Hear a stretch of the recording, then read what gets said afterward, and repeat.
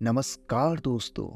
Shri Shri Paramhans Yogananda California के institute में 28 अगस्त 1928 को एक प्रवचन दिया कि विज्ञान ने ना तो किसी चीज की सृष्टि की है और ना ही किसी चीज का आविष्कार किया है।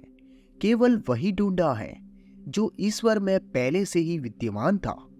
यदि हम अपना मन केंद्रित करें तो इस प्रकार उन रहस्यों को सुलझा सकते हैं जिनके बारे में मैं आज बोलने जा रहा हूं।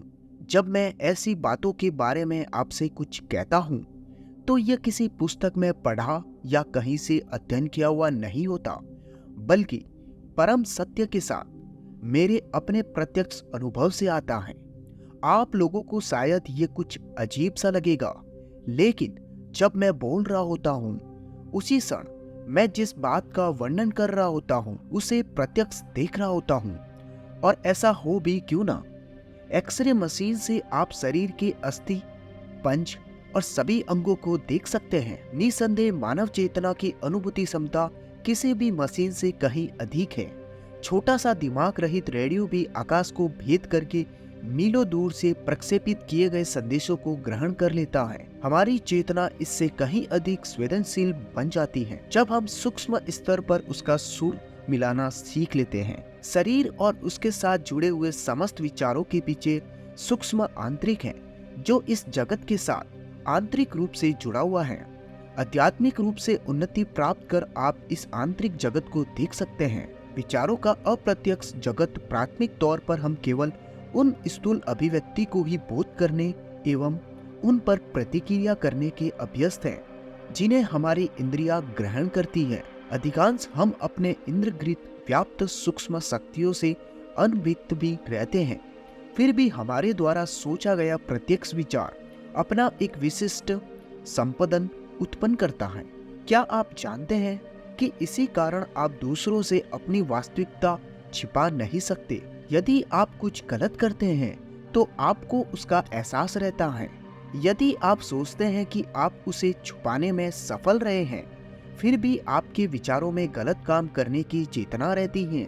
ये विचार स्पंदन किसी न किसी रूप में आपके व्यय को प्रभावित करेंगे और लोगों को इसका पता चल ही जाएगा।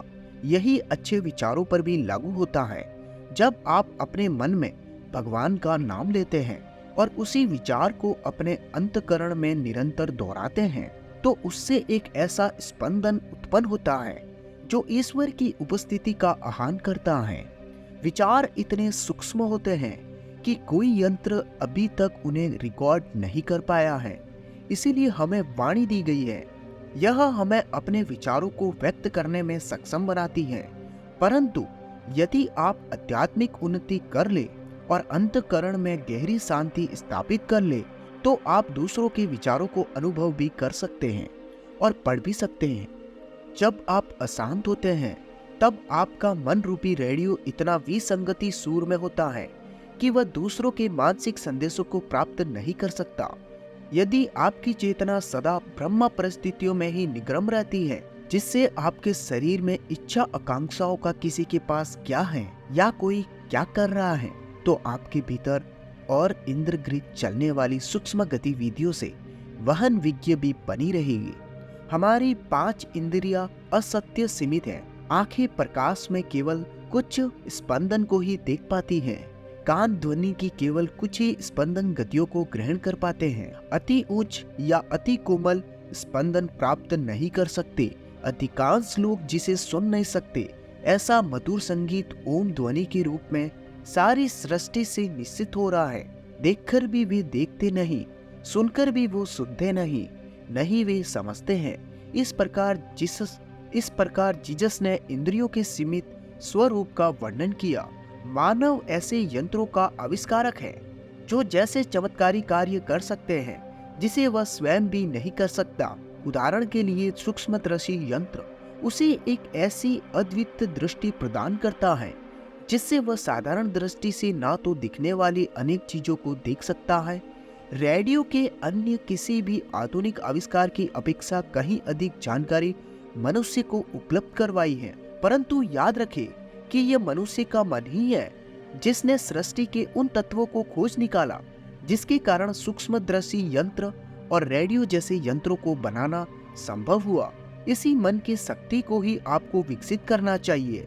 जब आप आध्यात्मिक उन्नति करते हैं तब आपकी दृष्टि, श्रवण आदि प्रत्येक इंद्रिया इतनी शुद्ध हो जाती है कि आप उन सभी सूक्ष्मता को ग्रहण कर सकते हैं जिनके बारे में मैं बोल रहा हूँ। आप विचार के स्पंदन का अनुभव करेंगे जो उन स्थूल स्पंदन का निचोड़ है जिनसे सीमित भौतिक इंद्रिया समस्त है। आप दूसरों के ब्रह्मा दिखावे को भेद कर सीधे उनके विचारों को समझ पाएंगे, परंतु यह उनके प्रति आपके दृष्टिकोण को प्रभावित नहीं करेगा। आप उनकी कमियों को आंकने का प्रयास नहीं करेंगे क्योंकि आप उन्हें भली भांति समझ सकेंगे। ईश्वर प्रत्येक मनुष्य के विचार अच्छे एवं बुरे को जानते हैं, फिर भी वह अपनी सब संतानों से प्रेम करते हैं। यदि आप सदैव दुनिया को नीले शीशे में देखेंगे तो सब नीला ही दिखाई देगा। इसी प्रकार यदि आप पक्षपात या घृणा या किसी भावना के नीले शीशे में से देखेंगे तो आपको लोग या परिस्थितियां वास्तव में जैसी हैं वैसी नहीं दिखाई देगी। जैसे ही आप ऐसी भावनाओं से अशांत हो उठते हो, आपकी आवाज उग्र हो जाती है और आप दुर्भावना एवं द्वेष का अनुभव करते हैं। परंतु जब आप अपने अंदर में शांत और संतुष्ट हैं, तब आप सभी को प्रेम करते हैं और सभी के लिए मित्रता महसूस करते हैं। यही वह सद्भाव है जिसे ईश्वर ने अपनी सृष्टि में चाहा था। इस परिवर्तनशील जगत को आपको अपरिवर्तनीय एवं संभाव विकसित करना चाहिए। यही वह सद्भाव है जिसे ईश्वर ने अपनी सृष्टि में चाहा था। इस परिवर्तनशील जगत में आपको अपरिवर्तनीय एवं संभाव विकसित करना चाहिए, तभी दूसरों के विचार आपको प्रभावित या अशांत नहीं कर पाएंगे। आप मनुष्य और ब्रह्मांड जिसमें हम रहते हैं उसके सच्चे सूक्ष्म स्वरूप का अनुभव करने लगेंगे और चौथे आयाम के प्रति अधिक संचेत हो जाएंगे। स्वर्ग कहाँ है? चौथा आयाम प्राण अणुओं से बना जगत है जिसे केवल अंतर्ज्ञान की छठी इंद्रिया से ही अनुभव किया जा सकता है। जैसे जैसे आपकी इंद्रिया आध्यात्मिक दृष्टि से अधिकाधिक शुद्ध होती जाती हैं, वैसे वैसे उनमें अंतर्ज्ञान की क्षमता जागने लगती है और आप उन परलोक के प्रति अधिकाधिक संचेत होने लगते हैं। और ये परलोक कहाँ है? बहुत से लोग सोचते हैं कि वह कहीं दूर आकाश में ही कहीं है, परंतु ऐसा नहीं है। चौथा आयाम या सूक्ष्म जगत स्वर्ग इस भौतिक जगत के स्थूल स्पंदन के बिल्कुल पीछे है। सूक्ष्म जगत के ग्रहों पर जीवन श्वास, अन्न या ऑक्सीजन पर निर्भर नहीं होता। यह कोई उत्तेजित कल्पना या स्वप्न चित्र नहीं है, यह मेरा प्रत्यक्ष अनुभव है। परंतु उच्च स्तर शक्तियों और जीवन के नियमों को समझ पाने के लिए आध्यात्मिक रूप से उन्नत होना आवश्यक है। ऐसे ही एक उन्नत सिद्ध महात्मा थे जिनका नाम था तलंग स्वामी। वे कई दिनों तक गंगा के पानी पर तैरते रहते थे और कभी कभी तो घंटों तक या कई दिनों तक पानी के नीचे रहते थे। और क्यों नहीं, जब आप जीवन को समझ जाते हैं तब आप ये जान जाते हैं कि जीवन मात्र उसके स्थूल पुरुषों से कहीं अधिक है। सिद्ध आत्मा स्थूल शरीर में जन्म लेने पर भी उच्च स्तर लोगों के नियमों को संचालित कर सकती है। आप सोचते हैं कि यह सब संभव नहीं हो सकता क्योंकि आपको यह सब दिखाई नहीं देता, परंतु आपको ये समझना होगा कि आपके अनुभव का क्षेत्र प्रभु की सृष्टि का अत्यंत लघु अंश मात्र है।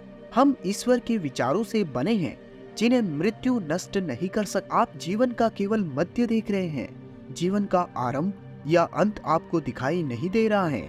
यह मान लेना तो तर्क संगत भी नहीं है कि मृत्यु ही अंत है, कि हम जो इतने बुद्धिमान हैं और जीवन से इतने भरपूर हैं, मृत्यु की निंद्रा में सोते ही हमारा जीवन अंत हो जाता है। संपूर्ण मानव सृजनात्मक विचारों और ईश्वर की चेतना का एक समुच्चय है जिसे भौतिक मृत्यु नष्ट नहीं कर सकती। यदि मृत्यु ही अंत होती तो फिर कोई भगवान नहीं है, कोई सिद्ध महापुरुष नहीं है। यह सब और झूठ है। महापुरुष आपको अच्छे बनने के लिए नहीं कहते, क्योंकि उनसे लाभ ही क्या होता है। यदि अच्छे हो या बुरे, हम सबको जीवन के अंत में ही फेंक दिया जाना होता तो शास्त्रों का महत्व ही क्या रह जाता। अच्छे लोग और अधिक अच्छे बनने का प्रयास ही क्यों करें? यह वर्तमान अस्तित्व ही जीवन का आदि अंत है, तो इसमें किसी प्रकार का न्याय नहीं होता। उन सभी आत्माओं का क्या जो अल्प वर्षों तक ही जीवित रही, या फिर अंधे या अपंग शरीरों में जीवित रही। अपने प्रियजनों को ढूंढने का सही तरीका जानो। सच्ची आध्यात्मिकता एक अद्भुत विज्ञान है। वह हमें जानने की क्षमता देती है कि इस संसार से परे भी एक जीवन है और हमारे सारे प्रियजन निस्संदेह वास्तव में जीवित रहते हैं, यदि उन्होंने अपना भौतिक शरीर छोड़ दिया है। परंतु जिस प्रकार से आध्यात्मिकता के अभ्यास को आजकल प्रयोग में लाया जा रहा है, उससे आत्माओं के जगत की ज्ञान की सच्ची खोज का कोई अर्थ ही न रह जाएगा। बहुत से लोग जो अपने आप को इस प्रकार की विद्या को जानकर मानते हैं, वास्तव में वे ये भी नहीं जानते कि वे क्या बोल रहे हैं। उनमें से कुछ एक को थोड़ी सी जानकारी तो होती है, परंतु वे भी अधिकतर अपनी ही कल्पनाओं के शिकार होते हैं, या इससे भी बदतर, वे अवचेतन स्तर पर किसी मानव शरीर को खोजती हुई भटकती आत्मा के वश में चले जाते हैं। यह भटकती आत्माएं माध्यम को और अप्रत्यक्ष रूप से उनसे मार्गदर्शन लेने के लिए आए लोगों को भ्रमित एवं उनका गलत मार्गदर्शन करती है। एक बार मैं अपने कुछ शिष्यों के साथ ऐसे ही जनसमूह में बैठा था, जहां एक अजीब सी महिला भी थी। सभी इस भविष्यता के चारों ओर एकत्र रहे थे। मैं चुपचाप उसे देख रहा था। जल्दी ही मैं समझ गया कि वह वास्तव में उनके प्रश्नों के उत्तर नहीं दे रही हैं, बल्कि चतुराई से उन्हीं से कुछ प्रश्न कर रही थी। मेरे शिष्य ने मुझे उनसे उनका भविष्य पूछने का आग्रह किया। कमरे में कुछ अंधकार सा था, इसीलिए वह महिला मुझे स्पष्ट रूप से नहीं देख सकती थी। मैंने उच्च स्तर की आवाज निकालकर उससे पूछा मेरा अपने पति से तलाक कब होगा? उसने एकदम उत्तर दिया। तुरंत फिर मैं उठ गया और तब उसने मेरे चौके के नीचे मेरी पैर देखी। वह क्रोध से चिल्ला पड़ी, तुमने मेरे साथ धोखा किया। दिखावा तो वह ऐसे कर रही थी जैसे हम सबके मन को पढ़ रही हो, परंतु मैंने उसके मन को पढ़ लिया था। मेरे लंबे बालों के कारण उसने समझा कि मैं औरत हूँ और इसीलिए वैसा प्रश्न पूछकर मैंने उसकी परीक्षा ली थी। इसीलिए आध्यात्मिक विद्या के क्षेत्र में भी अन्य सभी क्षेत्रों की तरह ही ठगी करने वाले होते हैं, और जिन लोगों की आंतरिक शक्तियाँ कुछ विकसित होती भी है, उनमें भी कई ऐसे रहते हैं जिनका उद्देश्य तो भला करना होता है, परंतु उनकी अंत शक्तियाँ ज्ञान और आत्म साक्षरता से निर्देशित नहीं होती। और वैसे माध्यमों की सहायता से आत्माओं के जगत के साथ खिलवाड़ करना ठीक नहीं है, और ये खतरनाक भी हो सकता है। ऐसे माध्यमों के द्वारा आप संतों से संपर्क नहीं कर सकते, और यदि किसी माध्यम के द्वारा आत्मा का आह्वान भी किया जाता है, तो ये आत्माएं अधिकतर सूक्ष्म जगत के निम्न स्तर लोगों से होगी। परंतु यदि आप सच्चे हृदय से चाहे तो ध्यान तथा आध्यात्मिक उन्नति से अपने दिव्यगंज प्रियजनों से या महान संतों से संपर्क कर सकते हैं। सूक्ष्म जगत में अनेक लोग हैं। जब हम सुबह जागते हैं तो देखते हैं कि हम ठीक वैसे ही हैं जैसे रात को सोने से पहले थे। उसी प्रकार जब हम और हमारे प्रियजन मृत्यु के बाद सूक्ष्म जगत में जागते हैं तो ठीक ऐसा ही अनुभव करते हैं कि केवल इतना ही फर्क होना है कि साधारणतया हम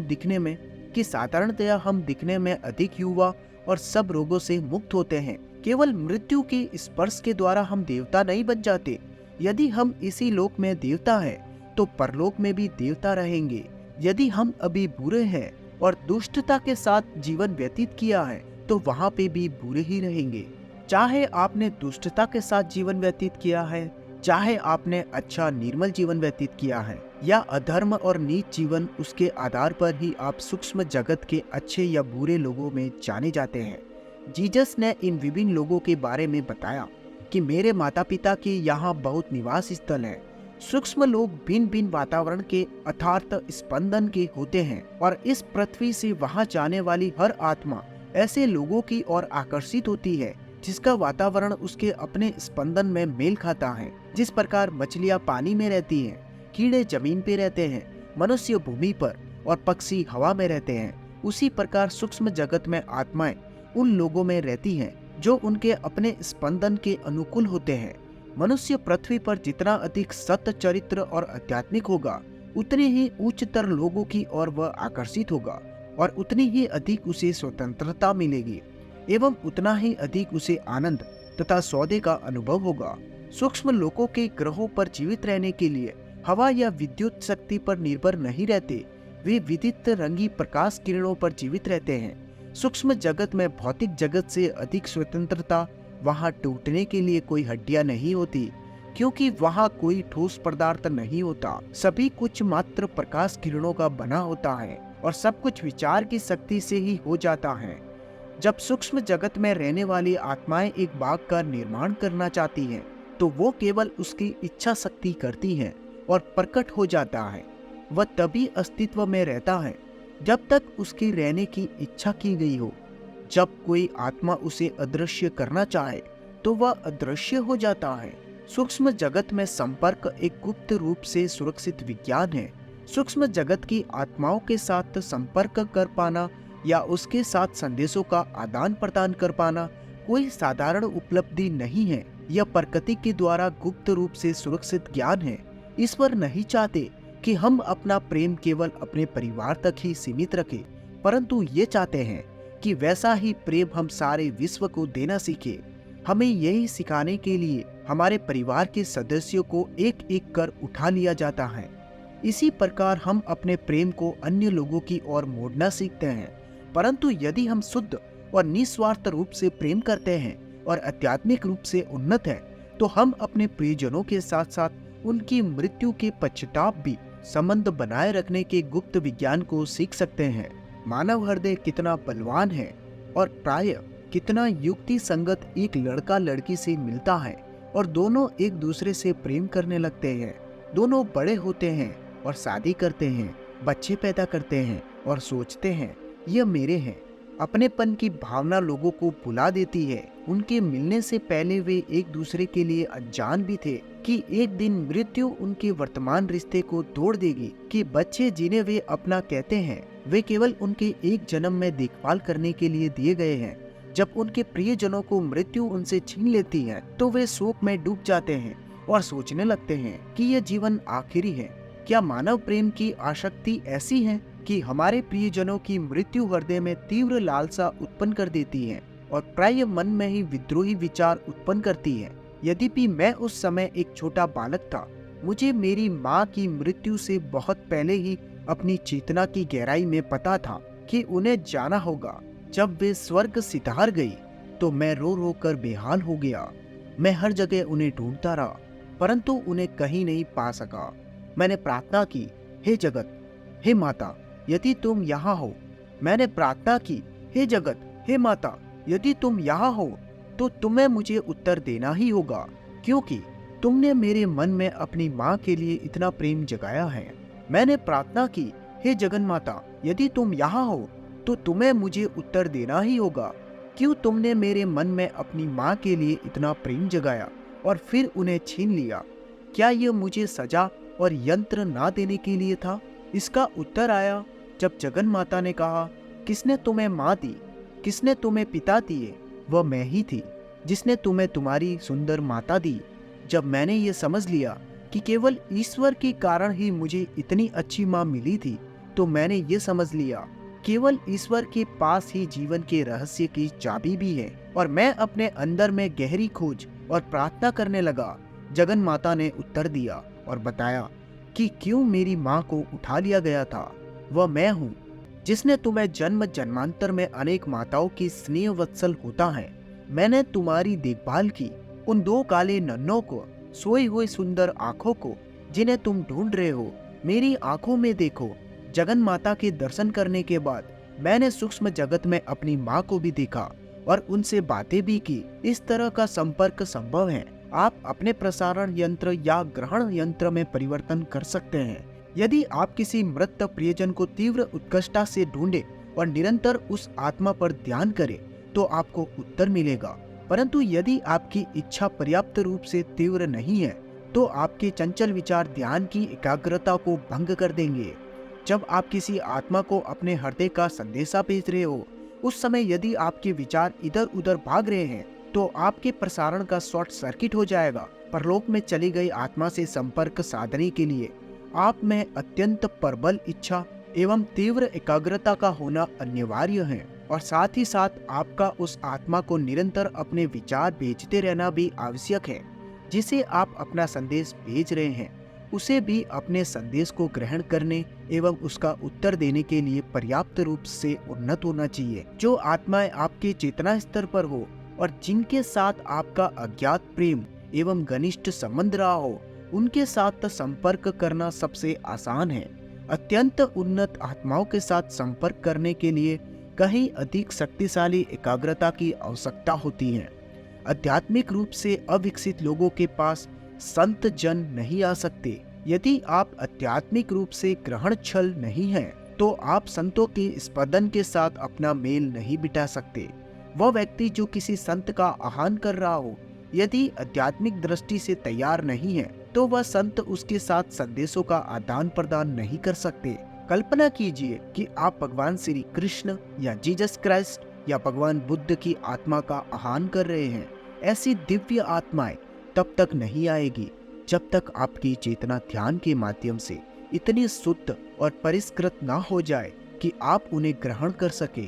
उनके अभिव्यक्ति की स्पंदना मेघ शक्ति इतनी प्रचंड है कि यदि वह मनुष्य उस शक्ति के साथ अपना मेल ना बिठा पाए तो उसके शरीर और दिमाग को वह जला सकती है। मैंने इन अवतारों और कई संतों को देखा है, आप भी उन्हें देख सकते हैं। जब आपका आध्यात्मिक स्पंदन अत्यधिक शक्तिशाली हो जाएगा, यह सभी दिव्य आत्माएं स्थिर आकाशीय तत्व में विद्यमान हैं। कोई भी कदापि भौतिक शरीर त्यागने के बाद शून्य नहीं हो जाता। वे सभी प्रार्थनाओं का उत्तर देते हैं और आपको आशीर्वाद देते हैं। यदि उन्होंने पृथ्वी पर या किसी अन्य उच्च स्तर ग्रह पर, जहां मनुष्य का क्रम विकास और अधिक उन्नत होता है, पूर्ण जन्म न ले लिया हो, इसीलिए स्वयं को विकसित करते रहना चाहिए। कृष्ण क्राइस्ट और सेल्फ रियलाइज के महान गुरुओं के सम्मान दिव्य आत्माओं के साथ अपना मेल बिठाने का प्रयास करते रहे।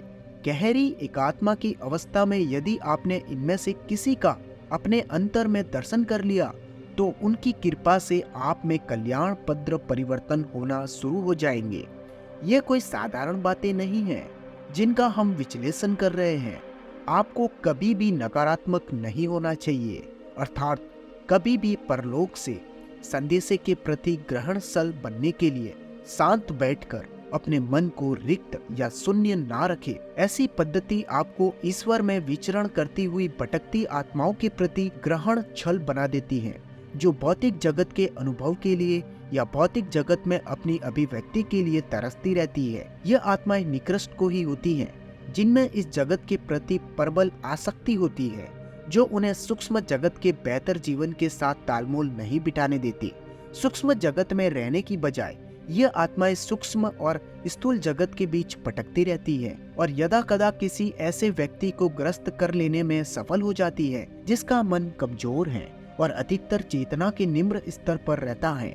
जीसस ने जिन शैतानों को निकाला वे ऐसी ही भटकती आत्माएं थी। हम उन प्रियजनों को खोज सकते हैं जिनका पूर्ण जन्म हो चुका है। साधारणतः आत्माएं सूक्ष्म जगत में अपने कर्मों के अनुसार पूर्व निर्धारित समय तक रहती हैं और फिर पृथ्वी पर पूर्ण जन्म लेती है। अत्यंत उन्नत आत्माएं सूक्ष्म स्वर्ग में तब तक रह सकती है जब तक वे चाहें, परंतु यदि आपके किन्हीं प्रियजनों की आत्माएं ने पृथ्वी पर पुनः जन्म ले लिया हो, जबकि आप अभी भी उन्हें खोज रहे हो, फिर भी कोई बात नहीं। जैसे जैसे आप उन्हें अपना प्रेम बेचते रहेंगे, वे आपके विचारों को अनुभव करेंगे। जब वे सो रहे होंगे, अर्थात उनका चेतन मन सो रहा होगा और अवचेतन मन जाग रहा होगा, वे आपका प्रेम ग्रहण करेंगे। कुछ समय में वे आत्माएं आपके द्वारा भेजे जा रहे स्पंदन के प्रति सचेत होगी और उन्हें याद भी आ जाएगा तथा वे समझ भी जाएगी। इसके अतिरिक्त आप अवश्य ही परस्पर पुनः आकर्षित होंगे और पूर्णवर्ती स्पंदन के समीप को महसूस करेंगे। यदि आप आध्यात्मिक दृष्टि से उन्नत हैं और उन लोगों को सचेत रूप से पहचान लेंगे जिसके साथ पिछले जन्मों का आपका संबंध रहा है, जैसे मैंने अपने गुरु स्वामी श्री युक्तेश्वर जी को इस जन्म में मुलाकात होते ही पहचान लिया। वे अपने विचार मुझे भेजते रहते थे, इसीलिए गुरुदेव प्राय मेरे विचारों में आते रहते थे और इसीलिए इस जन्म में उनसे मिलने से कहीं पहले मैं उन्हें जान गया था। उन्हें मैंने कई बार ध्यान में अपने सपनों में भी देखा था। जब मैं सो रहा होता था या ध्यान कर रहा होता था, तब उनके द्वारा प्रेषित स्पंदन मुझे प्राप्त होते थे, इसीलिए उनसे मेरी प्रत्यक्ष मुलाकात हुई। मैंने उन्हें उसी समय पहचान लिया। इसी प्रकार जब आपके प्रियजन पृथ्वी पर पूर्ण जन्म लेते हैं, तब यदि आपका उनके लिए प्रेम बलवान है तो आपके पास फिर से खींचे आएंगे, इसी जन्म में या फिर अगले जन्म में वे आपके जीवन में फिर से अवश्य आएंगे। साधारण प्रत्येक नए जन्म में जिन आत्माओं के साथ हमारा संबंध रहा है, उन आत्माओं के व्यक्तित्व एवं उनके साथ हमारे संबंधों का प्रकृति हमें विस्मरण करवा देती है। कितना बड़ा वरदान है। कल्पना कीजिए आपके मन में कितना सभ्रम पैदा हो जाए यदि आपको अपने और अपने प्रियजनों की गत जन्मों में निभाई हुई सारी भूमिकाएं याद आ जाए। आप तय नहीं कर पाएंगे कि किस माता पिता या पत्नी या संतान से आपको प्रेम करना चाहिए। ईश्वर इस सभ्रम को हमारी स्मृति धुंधली कर मिटा देते हैं ताकि हम वर्तमान जन्म के अपने संबंध एवं रिश्ते नाते को निपुणता पूर्वक निभा सके। सच्चा प्रेम आत्माओं को जन्म जन्मांतर तक एक साथ लाता रहता है, परंतु चाहे हमें पिछले जन्मों के संबंध के बारे में कोई भी विशेष बात याद ना भी रहे, तब भी आत्माओं के बीच का प्रेम और यहाँ तक कि उनके बीच की घृणा का खिंचाव भी उन आत्माओं को जन्म जन्मांतर के एक साथ लाता रहता है। यही कारण है कि इस जन्म में आप कुछ आत्माओं को लोगों की ओर प्रबलता के साथ आकर्षित होते हैं, जबकि अन्य लोगों की ओर आप कोई भावना अनुभव नहीं करते। जिनके साथ पूर्व जन्मों में आपका संबंध रहा है, उनकी ओर हमेशा ही आप स्वाभाविक खिंचाव अनुभव करते हैं, जिससे आप किसी पूर्व जन्म में मिले ही नहीं। उनके साथ घनिष्ठ मित्रता असंभव है। यह एक तथ्य है कि जब आप किसी मित्र को मानते हैं तो वह इसीलिए होता है कि उसे आप किसी पूर्व जन्म से जानते हैं और उस पूर्व संबंध के कारण वह व्यक्ति आपको अपना निकटतम लगने लगता है। अधिकतर लोगों के साथ पहचान बनाकर तथा उन्हें समझाकर हमें एक जन्म से दूसरे जन्म में अपने मित्रों एवं प्रियजनों की अमूल्य निधि को बढ़ाते जाना चाहिए। जब इस जन्म में आप कुछ ऐसे लोगों की ओर खींच लिए जाते हैं जो आपको अच्छे लगते हैं, परंतु उनके साथ झगड़े या गलतफहमियां होती रहती है, जैसा कि कभी कभी एक ही परिवार के सदस्यों के बीच देखा जाता है, और आपको हमेशा उनका साथ निभाने हेतु प्रयास करना पड़ता है, तो इसका अर्थ है कि पिछले किसी जन्म में आपका उनके साथ संबंध आधा मित्रता का था और आधा शत्रुता का। इसका एक उदाहरण है जुडास, जिसने जीसस से विश्वासघात किया था। पूर्व जन्मों में भी क्राइस्ट के साथ जुड़ाव के संबंध रहे थे और उनके उन शिष्यों की पवित्र मंडली में उनका रहना नियति द्वारा पहले से ही तय था। उसके द्वारा विश्वासघात किया जाने पर भी क्राइस्ट उसे पूर्वतः प्रेम करते ही रहे, जैसे कोई माता अपने दुष्ट पुत्र से भी आपत्ति बंधित प्रेम करती है। जीसस अपने 12 शिष्यों को पूर्व जन्मों में जानते थे और शिष्य भी उन्हें जानते थे, इसीलिए उनके बीच में एक दूसरे को देखते ही आकर्षण उत्पन्न हुआ और उन्होंने एक दूसरे को तुरंत स्वीकार भी किया। इसी प्रकार भगवान श्री कृष्ण ने भी अपने सबसे प्रिय शिष्य को पहचान लिया है। अर्जुन, मेरे और तुम्हारे अनेक जन्म हो चुके हैं, उन सबको तुम नहीं जानते, किंतु मैं जानता हूँ। गुरु शिष्य संबंध सबसे सुंदर होता है क्योंकि वह बिना शर्त और शाश्वत होता है। सभी जन्मों में एक दूसरे के साथ उनका संबंध बना रहता है और मृत्यु के समय स्थूल शरीर में सूक्ष्म लोक में अस्वस्थता परिवर्तन की क्रिया में शिष्य का मार्गदर्शन करने के लिए गुरु उनके पास आ जाते हैं। इस जन्म में मैं ऐसे अनेक लोगों से मिला हूँ जिनके साथ तो पूर्व जन्मों से मेरा संबंध रहा है और उन्होंने भी मुझे पहचान लिया।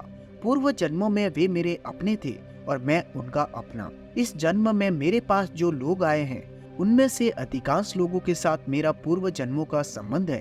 पूर्व जन्मों में जिनके साथ हमारा संबंध था या जिनसे हमने प्रेम किया हो, केवल ऐसे ही लोग हमें याद आ सकते हैं, ऐसी बात नहीं है। जिन स्थानों से हमारा संबंध रहा है वे भी याद आ सकते हैं।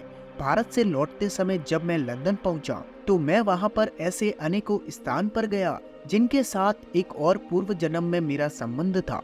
आपको भी ऐसे अनुभव हुए होंगे। कोई बिल्कुल भी नया स्थल इतना जाना पहचाना लगता है कि आपको ऐसा प्रतीत होता है कि आप नीचे ही वहां पहले आए हुए हैं। आत्मा और उसका आनंद अविनाशी है। जीवन का अर्थ साधारण मनुष्य जितना सोचता और अनुभव करता है उससे कहीं अधिक है। जीवन और मृत्यु में अब मेरे लिए कोई भी रहस्य नहीं रहा।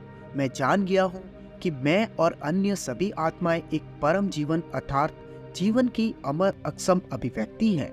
भौतिक शरीर उसकी सुख सुविधाएं तथा इसका आनंद अधिक समय तक नहीं रहते, परंतु आत्मा और उसका आनंद सदा के लिए रहता है।